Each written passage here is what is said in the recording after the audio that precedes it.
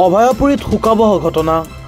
অভয়াপুৰীৰ লাঠিবাৰীৰ তৃতীয় খণ্ডত নৈৰ খহনীয়াৰ কবলত পৰি মৃত্যু আনোৱাৰ হুছেইন নামৰ 50 বছৰীয়া ব্যক্তিজনৰ। মানা নৈৰ ভয়ংকৰ খহনীয়াৰ কবলত পৰি থকা এটা মছজিদৰ সা সামগ্ৰী উদ্ধাৰ কৰিবলৈ গৈ মৃত্যুৰ মুখত পৰে ব্যক্তিজন। উল্লেখযোগ্য যে মছজিদৰ সা সামগ্ৰী উদ্ধাৰ কৰি থাকোঁতে হঠাতে মছজিদৰ এটা অংশ খহনীয়াই উটুৱাই লৈ যোৱাত মছজিদৰ এটা লিণ্টাৰ ছিঙি আহি ব্যক্তিজনৰ ওপৰত পৰাত থিতাতে নিহত হয় আনোৱাৰ হুছেইন নামৰ ব্যক্তিজনৰ। পৰিয়ালৰ একমাত্ৰ উপাৰ্জনক্ষম ব্যক্তিজনৰ মৃত্যুত পৰিয়ালটো নিথৰুৱা হৈ পৰাৰ লগতে সমগ্ৰ অঞ্চলটোত গভীৰ শোকৰ ছাঁ পৰা পৰিলক্ষিত হৈছে। আজি পুৱা 6 বজাত আমাৰ লতিবাৰী পাথৰিত মানা নৈৰ পাৰত আমাৰ মছজিদ ঘৰ এটা আছে। মছজিদ ঘৰ নদীৰ পাৰত, এই মছজিদ ঘৰ বছৰ ক্ষেত্ৰত তেখেতে মছজিদ ঘৰত গৈছিল, খহনীয়া হৈ আছিল।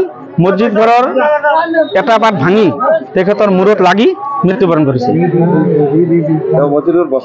মছজিদ ঘৰ বচাব গৈছিল, বচাব যাওঁতে মছজিদ ঘৰৰ এটা পাত ভাঙি তেখেতৰ মূৰৰ ওপৰত পৰিছে, লগে লগে তেখেতে ডেড হৈছে। জাগাটাৰ নাম লতিবাৰী পাথৰি আৰু তেখেতৰ নাম আনোৱাৰ হুছেইন, দেউতাকৰ নাম গুল মাজম, লতিবাৰী পাথৰি আৰু তেখেতৰ বয়স 50 বছৰ। অভয়াপুৰীৰ পৰা শফিকুল ইছলামৰ ৰিপৰ্ট, এনি ভাৰত 24। নমস্কাৰ, মই অজয় ফুকন আৰু এইখিনিতে সমূহ এনি ভাৰত চেনেলটোৰ যিসকল কৰ্মকৰ্তা আছে সকলোৰে মোৰ ফালৰ পৰা শুভেচ্ছা জ্ঞাপন কৰিছোঁ।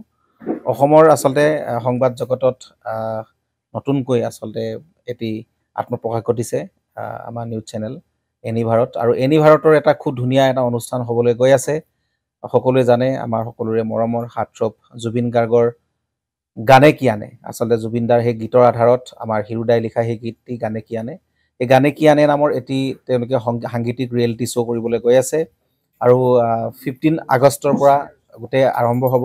প্ৰথম অডিশ্যন অসমৰ ধেমাজি জিলাত আৰম্ভ কৰিব। গতিকে সমূহ যিসকল প্ৰতিভা আছে, যিসকলে গান ভাল পায়, যিসকলে তেওঁলোকৰ নিজৰ প্ৰতিভা আচলতে দেখুৱাব বিচাৰে, এই ৰিয়েলিটি শ্ব'ত গানে কি আনে এই প্ৰতিযোগিতাত অংশগ্ৰহণ কৰক আৰু খুব ধুনীয়া আপোনালোকে সুবৰ্ণ সুযোগ লাভ কৰিব। লগতে ইয়াতে পুৰস্কাৰ আছেই, বিভিন্ন ধৰণৰ উপহাৰো আপোনালোকে লাভ কৰিব আৰু লগতে এগৰাকী প্ৰতিষ্ঠিত আচলতে এগৰাকী শিল্পী হিচাপে অসমৰ সাংস্কৃতিক জগত আপোনালোক প্ৰতিষ্ঠা লাভ কৰিব। গতিকে গোটেই অনুষ্ঠানটোলৈ মোৰ ফালৰ পৰা শুভকামনা থাকিল আৰু লগতে এই অনুষ্ঠানটোত আপোনালোকে অংশগ্ৰহণ কৰিব। আমিও আছোঁ আৰু সকলোকে আমি লগ পাম। ধন্যবাদ।